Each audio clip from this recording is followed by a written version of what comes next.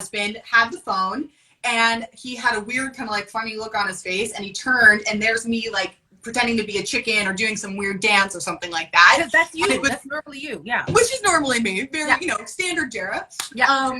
But the whole trend was like, oh, when you're nice to the weird girl and she becomes your girlfriend or your wife or whatever it is, something like that. And so it was just playing off that trend. We did one take, no fancy editing. It was just sort of an in the moment thing. And I think that's a metaphor sometimes for creating content and showing up on social media. Truly.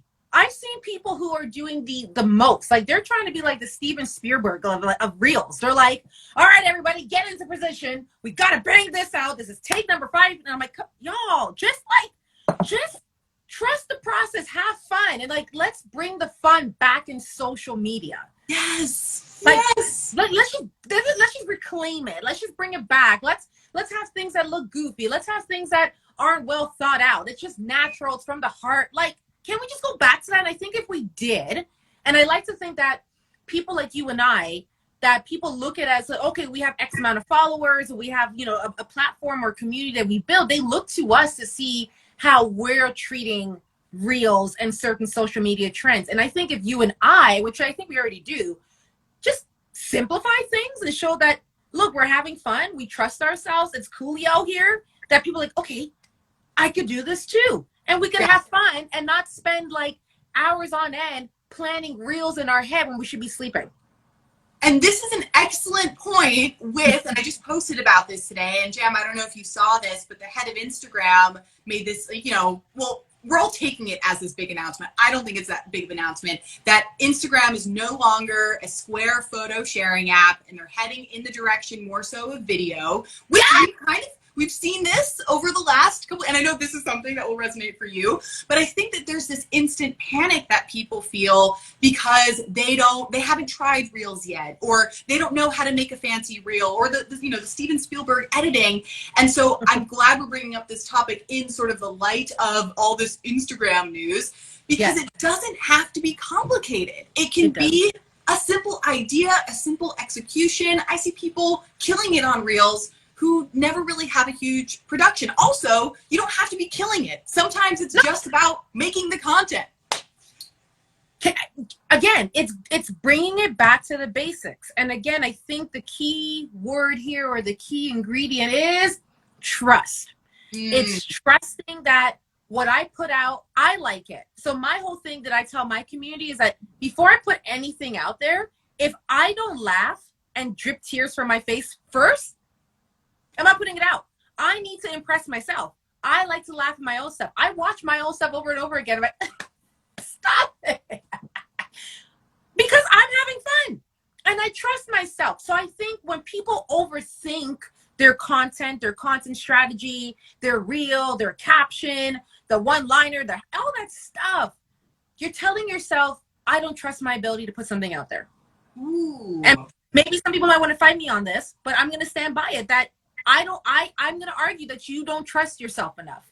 Because if you're only putting things out there and you're crossing your fingers that this is going to hit, I want 10K views, I want it to go viral. But if you're not thinking about, will this impact someone positively? Is this speaking to my community? Is this going to maybe change people's perspective on something? Like, am I doing something good versus am I going viral? Then you don't trust yourself. You're just putting things out there for people to like it. And then when they don't like it, then you want to go cry. Yeah. That brings me to this point that I made kind of recently, and it was sort of I think it was a thought that I've kind of had recently, but I just first verbalized it fairly recently.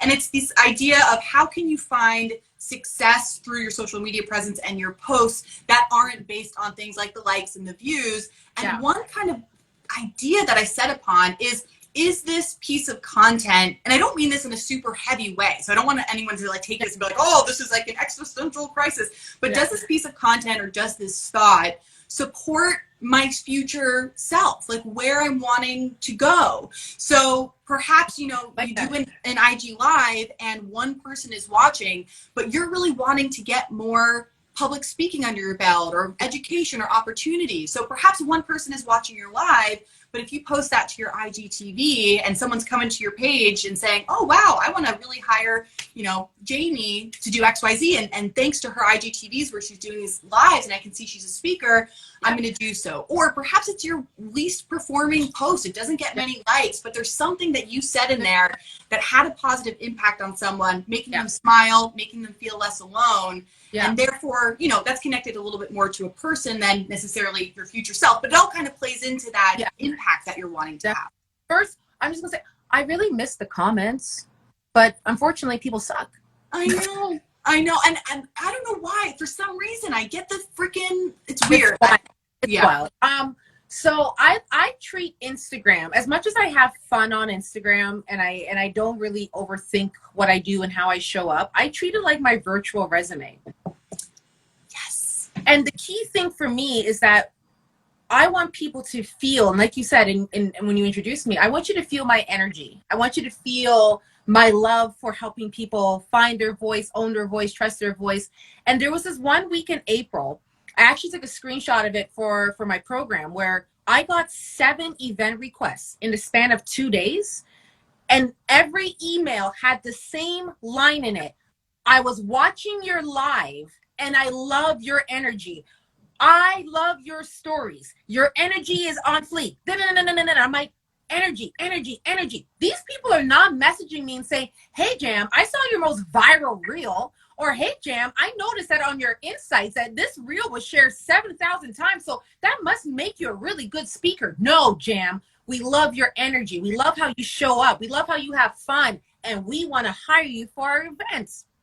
That's exactly what I did to you. When I reached out to bring you to this, I found you because of Instagram. I watched your stories, read your posts, watched your videos. And I said, Jam, I need you to come to this same exact thing. Even when I met you and they said we should go live, I was like, who would I let have a good time going live with and just talking off the cuff? You! Energy! So this platform that people like have a love-hate relationship with, I think